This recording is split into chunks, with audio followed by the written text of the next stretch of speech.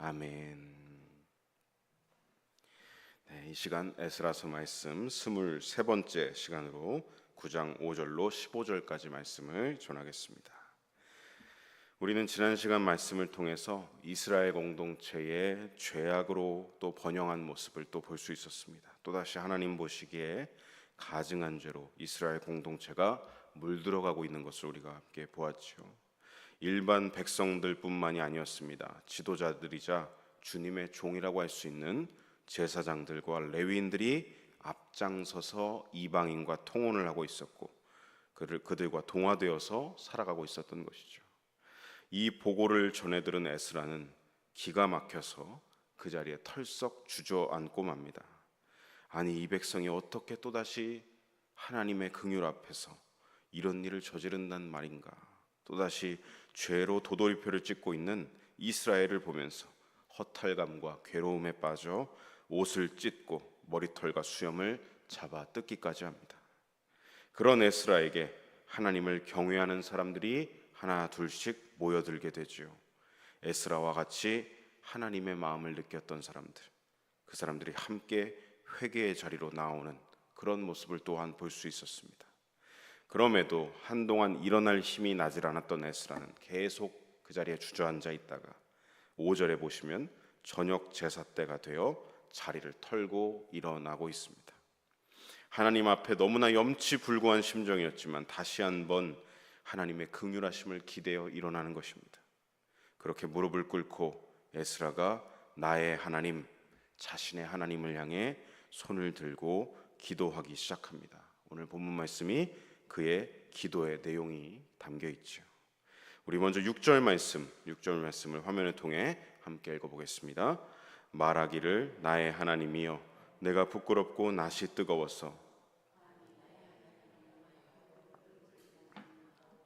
이는 우리 죄악이 많아 정수리에 넘치고 우리 허물이 커서 하늘에 미침이니이다. 아멘. 에스라는 어떤 태도로 나아가고 있습니까? 하나님 앞에서 죄를 부인하지 않습니다. 핑계를 대지도 않습니다. 돌려 말하지도 않습니다. 죄에 대한 책임을 다른 누군가에게 전가하고 있지도 않습니다. 왜냐하면 그는 6절 상반절의 고백과 같이 진정으로 하나님 앞에 서기 부끄러웠기 때문입니다. 특별히 그는 이스라엘 백성들의 죄, 이렇게 3인칭 복수로 이야기하지 않습니다. 내가 부끄럽고 낯이 뜨거워서 1인칭 단수로 하나님 앞에 고백하고 있습니다. 이스라엘의 죄는 다른 누군가의 죄가 아니라 나의 죄입니다 라고 고백하는 것이죠. 또한 6절 하반절에 보시면 우리라고 1인칭 복수로 고백하고 있는 것을 또한 보게 됩니다. 이것은 에스라뿐만이 아니라 제3자에게 책임을 전가할 수 없는 죄, 우리 모두의 죄입니다. 모든 이스라엘 백성들의 죄임을 자백하고 통회하는 고백인 것입니다. 에스라는 백성들의 대언자임과 동시에 그들의 죄를 나의 죄로, 우리 공동체의 죄로 하나님 앞에 있는 그대로 고백하고 있는 것이죠. 사실 우리가 하나님 앞에서 살아갈 때 내가 개인적으로 죄짓지 않았다고, 나는 이 정도면 경건하다고 여길 때가 종종 있습니다. 공동체의 죄, 누군가의 죄, 다른 사람의 죄는 나와는 상관없다는 듯이 나는 짓지 않았다고 강 건너 불구경하듯이 볼 때가 많다라는 것이죠. 그러나 여러분 꼭 기억하십시오. 죄는 다른 사람의 것이 아니라 나의 죄, 우리의 죄입니다. 죄는 개인과 공동체 모두에게 연결되어 있습니다. 여러분, 아담과 하와 두 사람에게, 개인에게 들어왔던 불순종과 죄악이 어떻게 됐습니까? 모든 인류에게 해당되었습니다. 나만 거룩하다, 나만 깨끗하다, 그런 안일한 마음, 바리새인들이 가졌던 그 안일한 마음이죠. 그 마음은 우리는 버려야 됩니다. 공동체의 죄악이, 누군가의 죄악이 곧 나의 죄악과도 같습니다. 나의 죄악입니다 고백하는 것은 마땅한 것입니다. 에스라는 지금 죄를 진정으로 부끄러워하고 있습니다. 내가 백성들 대신에 죄인인 척하지 않습니다. 부끄러워하는 척이 아닙니다. 하나님 앞에 자신이 진정 너무나 부끄러워서 얼굴이 화끈거린다고, 차마 하나님 앞에 얼굴을 들 수가 없다라고 고백하고 있습니다. 여러분, 에스라가 저녁 제사를 드리기 전까지 주저앉았던 진짜 이유가 무엇이었겠습니까? 단순히 백성들에 대해서 허탈감을 느끼고 분노를 느껴서 그것뿐만이 아니었겠죠. 아마 자신이 하나님 앞에 나아가기가 부끄러웠던 것이겠죠. 이 보고를 들었습니다. 지도자들부터 백성에 이르기까지 이방인들과 통혼을 하고 있습니다. 이 보고를 듣고 에스라는 혀를 쯧쯧쯧 차는 것이 아니라 그러게 이 패역한 백성들아 또 왜 그랬느냐, 그들을 정죄하고 분노하는 마음이 아니라 무슨 마음으로 주저앉았겠습니까? 하나님 앞에 도저히 나아갈 수가 없습니다. 부끄러워서 제가 하나님 앞에 감히 설 수가 없습니다. 그가 주저앉아 있을 수밖에 없는 이유는 이것이었습니다. 여러분, 우리가 죄를 자각하게 되면, 죄를 깨닫게 되면 그동안은 부끄러운 줄을 몰랐습니다. 그런데 죄를 깨닫게 되면 이것이 죄라는 것을 인식하게 되고 하나님과 사람들 앞에서 부끄러워지게 되죠. 그전까지는 죄를 죄로 인식하지 못하고 죄를 즐기는 인생을 살아가다가 그것을 자각하게 되면 그때서야 부끄러워지는 것이 당연한 것입니다. 요즘 사회적으로 보시면 흉악범죄가 점점 늘어나고 있습니다. 이루 말할 수가 없는, 입에 담기가 힘들 정도로 아주 흉악범죄가 이어지고 있는 가운데 뉴스를 보면 그 범죄를 저지른 사람들의 얼굴이 세상에 공개될 때가 있습니다. 죄가 너무나 엄중하고 심각해서 이 국민들이 얼굴과 신상을 알아야 된다. 그래서 그 흉악범들의 얼굴을 공개하죠. 그 흉악범죄자들이 기자들의 포토라인에 딱 서게 됩니다. 여러분, 근데 그때 그 흉악범죄자들의 태도를 보시면 어떻게 느껴지십니까?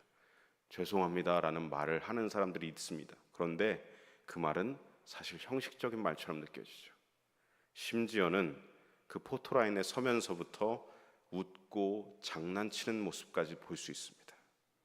여러분, 이러한 모습이 어떤 모습이겠습니까? 성경에서는 이러한 모습을 양심에 화인 맞았다라고 말합니다.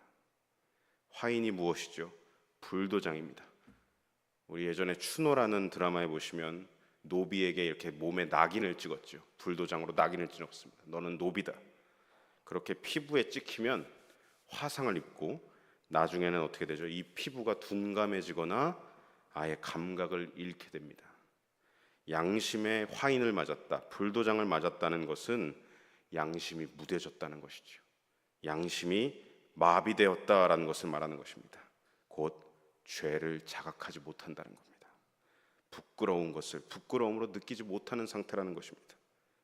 지난 수요 저녁 예배 때 제가 전해드렸던 빌립보 교회에 들어왔던 그 이단 거짓 교사들의 모습이 그러했습니다. 그들은 더 심각했습니다. 죄를 죄로 여기지 않고 부끄러움을 부끄러움으로 여기지 않고 수치를 수치로 여기지 않고 그들은 어떻게 했느냐? 부끄러움을 자신들의 영광으로 여겼습니다. 이것이 바로 양심의 화인을 맞은, 죄에 대한 감각을 모두 잃어버린 무감각해진 모습입니다. 성도 여러분, 우리가 죄를 자각하게 되는 것, 죄를 깨닫게 되는 것, 죄를 죄로 인식한다는 것 자체가 하나님이 주시는 은혜인 줄로 믿습니다.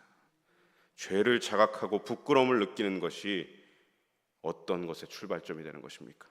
회개 기도의 출발점이 되기 때문이죠. 여러분, 죄를 자각하지 못하면, 부끄러움을 느끼지 못하면 우리는 결코 회개하지 않습니다. 내가 잘못한 게 뭔데, 내가 왜 죄인인데, 이렇게 자기를 끝까지 변호하고 뻔뻔한 태도로 일관할 뿐이죠. 죄를 지어놓고도 흉악범죄자들은 어떻게 합니까? 형량이 무겁습니다. 끝까지 항소하는 그들의 그 심리를 보십시오. 이것은 진짜 죄를 지은 사람의 태도가 아닙니다. 반성문을 제출한다고 하는데 전혀 마음이 안 담겨 있지 않죠. 그저 형량을 줄이기 위한 형식적인 것에 불과합니다. 여러분, 오늘 본문에 나오는 에스라는 이스라엘, 우리 모두에게 들어온 죄를 자각하면서 부끄러워하고 있습니다. 그래서 하나님 앞에 진정으로 회개로 나아가는 것이죠. 6절 하반절에 보시면 그는 이렇게 자백하고 있습니다. 이는 우리 죄악이 많아 정수리에 넘치고 우리 허물이 커서 하늘에 미침이니이다. 이 말은 무슨 뜻입니까? 이스라엘 우리 모두의 죄악이 정수리, 우리 키는 이미 넘었을 뿐만 아니라 죄악이 우리 수준을 넘어선 건 물론이고 너무나 커져서 하늘에까지 우리 죄악이 가득 찼다라는 말입니다. 우리가 감당할 수 있는 한계선을 이미 넘어서고 말았다. 하나님 앞에 선을 넘어섰다라는 것이죠. 하나님의 심판이 불가피한 상황에 이르렀다는 것을 토로하고 고백하는 에스라인 것입니다. 그러면서 7절에서 이미 과거에도 이러한 죄악의 전철을 밟아왔던 조상들의 모습을 다시 한번 상기하고 있습니다. 우리 7절 말씀을 함께 읽어보겠습니다. 우리 조상들의 때로부터 오늘까지 우리 왕들과 우리 제사장들을 여러 나라 왕들의 손에 넘기사 칼에 죽으며 사로잡히며 노략을 당하며 얼굴을 부끄럽게 하심이 오늘날과 같으니이다. 아시다시피 그는 유대의 역사학자였습니다. 그렇기 때문에 과거 조상들 때부터 어떤 죄악의 역사를 가지고 있는지를 하나하나 다 알고 있는 사람이 바로 에스라죠. 왜 솔로몬 이후에 나라가 둘로 쪼개졌는지, 그 두 왕국의 왕들이 하나님 앞에 어떤 가증한 일들을 벌여왔는지, 그렇게 죄악이 차고 넘쳐서 결국 징계를 받아 아수르와 바벨론에게 정복을 당하고 노예와 포로가 되어 부끄러움과 수치감 가운데 우리가 살아왔다. 이것을 에스라는 정확하게 인지하고 있는 것입니다. 그러면서 8절로 10절에서 그 시선을 과거에서부터 현재로 다시 옮겨오고 있습니다. 우리 8절로 10절까지 말씀 함께 읽어보겠습니다. 이제 우리 하나님 여호와께서 우리에게 잠시 동안 은혜를 베푸사 얼마를 남겨두어 피하게 하신 우리를 그 거룩한 처소에 박힌 못과 같게 하시고 우리 하나님이 우리 눈을 밝히사 우리가 종 노릇하는 중에서 조금 소생하게 하셨나이다. 우리가 비록 노예가 되었사오나 우리 하나님이 우리를 그 종살이하는 중에 버려두지 아니하시고 바사 왕들 앞에서 우리가 불쌍히 여김을 입고 소생하여 우리 하나님의 성전을 세우게 하시며 그 무너진 것을 수리하게 하시며 유다와 예루살렘에서 우리에게 울타리를 주셨나이다. 우리 하나님이여 이렇게 하신 후에도 우리가 주의 계명을 저버렸사오니 이제 무슨 말씀을 하오리이까. 8절에 보시면 그 징계와 수치와 부끄러움 속에서도 하나님께서 어떻게 하셨다는 것입니까? 우리에게 은혜를 베푸셔서 노예와 포로 상태가 되었던 우리를 고아와 같이 내버려 두지 아니하시고 9절에 보시면 해방되게 하셔서 예루살렘으로 돌아와 성전을 다시금 세우게 하시고 그 무너진 예배와 율법의 말씀을 다시 세우게 하셨습니다. 9절 마지막에 보시면 울타리를 쳐주셨다라고 말합니다. 다시금 하나님의 백성이라는 거룩의 울타리를 하나님께서 쳐주셨다. 그 은혜를 고백하고 있는 것이죠. 하나님께서 다시금 우리에게 베풀어 주신 긍휼과 은혜가 이렇게 큰데 10절에 보시면 이렇게 은혜를 베풀어 주신 후에도 우리가 또 주의 계명을 저버렸습니다. 드릴 말씀이 없다라고 말합니다. 드릴 말씀이 없습니다. 하나님의 은혜를 현재 또 다시 저버린 자신들의 배역함을 에스라는 탄식하며 한탄하며 고백하는 것이죠. 그러면서 에스라는 하나님이 이스라엘에게 주신 계명 말씀을 다시 상기하게 됩니다. 우리 11절로 12절 내용 함께 말씀을 읽어보겠습니다. 전에 주께서 주의 종 선지자들에게 명령하여 이르시되 너희가 가서 얻으려 하는 땅은 더러운 땅이니 이는 이방 백성들이 더럽고 가증한 일을 행하여 그런즉 너희 여자들을 그들의 아들들에게 주지 말고 그들의 딸들을 너희 아들들을 위하여 데려오지 말며 그들을 위하여 평화와 행복을 영원히 구하지 말라. 그리하면 너희가 왕성하여 그 땅의 아름다운 것을 먹으며 그 땅을 자손에게 물려주어 영원한 유선으로 물려주게 되리라 하셨나이다. 아멘. 이는 하나님께서 모세를 통해 주신 말씀을 말합니다. 너희가 차지할 가나안 땅에 가거든 너희는 거룩을 지켜야 된다 말씀하셨습니다. 이방인과 절대 통혼하지 말라. 하나님께서 왜 이 명령을 내리셨겠습니까? 이들이 이방인들과 하나 둘씩 섞이는 순간 이방 우상신들을 들여와서 섬기게 되는 것은 시간 문제가 되기 때문입니다. 그럼 결국 어떻게 되겠습니까? 하나님이 주신 10계명 중에 제1계명과 2계명을 어기는 것은 시간 문제가 되는 것이죠. 너는 나 외에는 다른 신들을 너에게 두지 말아라.